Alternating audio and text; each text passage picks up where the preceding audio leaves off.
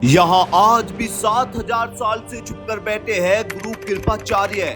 एक ऐसी गुफा जहाँ महाभारत काल से आज भी तपस्या में लीन है स्वयं गुरु कृपाचार्य। दोस्तों, दुनिया अश्वत्थामा के जख्मों और हनुमान जी के गंधमादन पर्वत पर होने की कहानियों को तो मानती है, लेकिन आज हम आपको उस अमर गुरु के बारे में बताएंगे जिसे खुद मृत्यु ने भी छूने से इनकार कर दिया, जिसने अर्जुन के गांडीव से निकलते बाण देखे, जिसने भीष्म पितामह को इच्छा मृत्यु का वरण करते देखा था और जिसने साक्षात भगवान श्री कृष्ण के विराट स्वरूप के दर्शन किए थे। लेकिन अब सवाल आता है कि आखिर महाभारत के बाद गुरु कृपाचार्य कहां चले गए। आज हम आपको उस स्थान के बारे में बताएंगे जहां आज भी गुरु कृपाचार्य सशरीर जीवित है। वीडियो के अंत तक बने रहिएगा क्योंकि अंतिम सबूत आपके रोंगटे खड़े कर देगा। दोस्तों, महाभारत युद्ध के बाद जब कुरुक्षेत्र की भूमि लहू से लाल हो गई थी, तब कौरव पक्ष के केवल 3 योद्धा जीवित बचे थे, अश्वत्थामा, कृतवर्मा और कृपाचार्य। युद्ध समाप्त होने के बाद कृपाचार्य ने पांडवों का साथ दिया और राजा परीक्षित के गुरु बने। लेकिन जैसे ही द्वापर युग समाप्त हुआ और कलयुग ने दस्तक दी, तो कृपाचार्य अचानक हस्तिनापुर छोड़कर गायब हो गए। पौराणिक ग्रंथों के अनुसार उन्होंने राजपाट और सुख सुविधा का त्याग कर घने वनों की ओर प्रस्थान किया। लेकिन सवाल ये है कि क्या वो तब से और आज तक केवल तपस्या ही कर रहे हैं या फिर वो किसी गुप्त मिशन पर है। कृपाचार्य को सप्त ऋषियों में गिना जाता है। उन्हें भगवान श्री कृष्ण और स्वयं महादेव की विशेष कृपा प्राप्त थी। उन्हें वेदों के अथाह ज्ञान के कारण यह वरदान मिला कि वो कलयुग के अंत तक जीवित रहेंगे। वरदान देने के पीछे एक बड़ा कारण था, आने वाले सतयुग में ऋषियों का मार्गदर्शन करना। भगवान श्री कृष्ण जानते थे कि कलयुग में अधर्म चरम पर होगा, इसलिए धर्म की मसाल को जलाए रखने के लिए कृपाचार्य जैसे महान गुरु का धरती पर रहना अनिवार्य था। लेकिन हाल ही में वैज्ञानिकों और आर्कियोलॉजिस्ट के शोध में एक ऐसे अदृश्य क्षेत्र की बात सामने आई है जो हिमालय की दुर्गम चोटियों के बीच स्थित है। माना जाता है कि कृपाचार्य व्यास गुफा के पास उन क्षेत्रों में रहते हैं जहां आज की आधुनिक तकनीक भी फेल हो जाती है। उन्होंने इस स्थान को इसलिए चुना क्योंकि यह पृथ्वी का सबसे बड़ा आध्यात्मिक ऊर्जा केंद्र है। यहाँ की मान्यता है कि यहाँ काल की गति धीमी हो जाती है। वैज्ञानिकों ने इस क्षेत्र में ऐसी तरंगे महसूस की है जो किसी अत्यंत शक्तिशाली जीवित प्राणी की उपस्थिति की ओर इशारा करती है।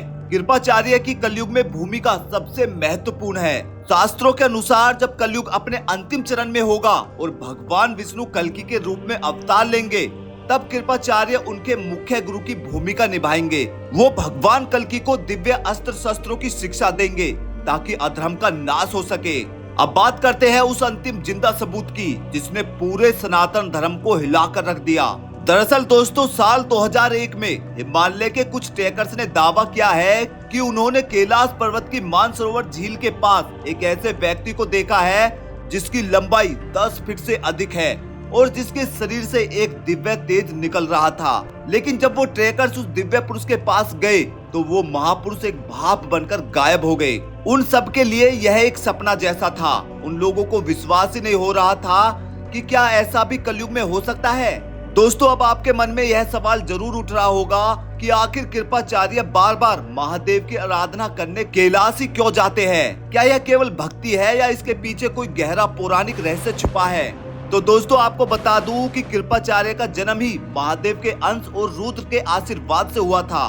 पौराणिक कथाओं के अनुसार कृपाचार्य के पिता महर्षि शरद्वान ने भोलेनाथ की घोर तपस्या की थी, जिससे प्रसन्न होकर स्वयं महादेव ने उन्हें एक ऐसे पुत्र होने का वरदान दिया था जो अजय होगा और जिसे स्वयं काल भी छू नहीं पाएगा। कृपाचार्य का नाम इसलिए पड़ा क्योंकि उन पर महादेव की विशेष कृपा थी। इतना ही नहीं, महाभारत के युद्ध के दौरान जब कृपाचार्य ने अश्वत्थामा के साथ मिलकर पांडवों के शिविर पर हमला किया था, तब उन्होंने महादेव की स्तुति कर उनसे अजय होने का बल मांगा था। महादेव भगवान शिव ने उन्हें दर्शन देकर उनकी रक्षा का वचन दिया था। यही कारण है कि कृपाचार्य महादेव को अपना आराध्य और रक्षक मानते हैं। मान्यता है कि कलयुग के इस लंबे समय में अपनी आध्यात्मिक शक्ति को बनाए रखने के लिए वो आज भी कैलाश मानसरोवर के गुप्त द्वारों से महादेव के दर्शन करने जाते हैं। वैज्ञानिकों द्वारा देखी गई वह 10 फीट की दिव्य आकृति और भाप बनकर गायब होना दरअसल उनकी वही सिद्धियां है जो उन्हें महादेव की कृपा से प्राप्त हुई थी। वे वहां महादेव से कल्कि अवतार और धर्म स्थापना की गुप्त निर्देशों को प्राप्त करने जाते हैं। दोस्तों, क्या यह कृपाचार्य ही है जो कलयुग के पापों पर अपनी पैनी नजर रखे हुए है? कृपाचार्य आज भी हमारे बीच अदृश्य रूप में मौजूद है। विज्ञान शायद उन्हें आज न पकड़ पाए, लेकिन हमारे शास्त्र और हालिया घटनाएं चीख चीख कर उनके होने का प्रमाण दे रही है। क्या आपको भी लगता है कि वो इस वक्त हमारे बीच किसी न किसी रूप में मौजूद है? हमें कमेंट बॉक्स में लिखकर जरूर बताइएगा। लेकिन दोस्तों, रहस्य यही खत्म नहीं होता। क्या आप जानते हैं कि कैलाश की उन बर्फीली चोटियों पर गुरु कृपाचार्य अकेले नहीं है? सनातन ग्रंथों में वर्णित अष्ट चिरंजीवियों में से दो ऐसी महाशक्तियां हैं जिनका संबंध महादेव के रुद्र अवतार से है। एक स्वयं गुरु कृपाचार्य और दूसरे संकट मोचन हनुमान जी। जहां एक और कृपाचार्य को महादेव के आशीर्वाद से अजयता प्राप्त हुई है, तो वहीं स्वयं हनुमान जी शिव के 11वें रुद्र अवतार है। पौराणिक मान्यताओं के अनुसार कैलाश पर्वत केवल महादेव का निवास स्थान ही नहीं, बल्कि ब्रह्मांड का आध्यात्मिक पावर हाउस है। यहाँ अक्सर दो अमर सत्ताओं का मिलन होता है। कई सिद्ध संतों ने अनुभव किया है कि जब कृपाचार्य अपनी गहन तपस्या के बीच महादेव की स्तुति करते हैं, तो उस दिव्य ध्वनि की प्रतिध्वनि का उत्तर देने के लिए स्वयं पवन पुत्र हनुमान जी वहाँ उपस्थित हो जाते हैं। इसका कारण बहुत गहरा है। हनुमान जी को गंधमादन पर्वत पर निवास करने का वरदान प्राप्त है, लेकिन वह समय समय पर कैलाश मानसरोवर की यात्रा करते हैं। इसके पीछे दो मुख्य कारण है। पहला, अपने आराध्य महादेव के दर्शन, और दूसरा आने वाले कल की अवतार की रणनीति। सोचिए, एक तरफ वेदों के ज्ञाता और महान धनुर्धर गुरु कृपाचार्य है, और दूसरी तरफ अतुलित बलशाली हनुमान जी। जब ये दो अमर शक्तियां एक साथ मिली होंगी, तो वहाँ की ऊर्जा का स्तर क्या होगा? और यही कारण है कि आज तक कोई भी कैलाश पर्वत पर नहीं पहुंच पाया। आज भी कैलाश पर्वत पर आधुनिक रडार और सैटेलाइट भी काम करना बंद कर देते हैं। वैज्ञानिक जिसे मैग्नेटिक विश्व गति कहते हैं, असल में वो दो इन महामानवों की संयुक्त आध्यात्मिक शक्ति का सुरक्षा घेरा है। इतिहास गवाह है कि महाभारत युद्ध में हनुमान जी अर्जुन के रथ के ध्वज पर विराजमान थे और कृपाचार्य कौरवों की ओर से युद्ध कर रहे थे। लेकिन कलयुग के इस पड़ाव पर वो दोनों अब भी एक ही लक्ष्य के साथ हैं, और वो है धर्म की रक्षा। 2001 में उन ट्रैकर्स ने जिस 10 फुट की दिव्य आकृति को देखा, उसके बारे में एक और चौंकाने वाला दावा यह भी किया जाता है कि उस आकृति के साथ साथ एक विशाल पद चिन्ह भी देखा गया था, जो सामान्य मनुष्य के पैर से 3 गुना बड़ा था। गुरु कृपाचार्य का 7000 सालों से गुप्त रहना और हनुमान जी का समय समय पर कैलाश पर प्रकट होना, यह इस बात का संकेत है कि कलयुग का अंत निकट है।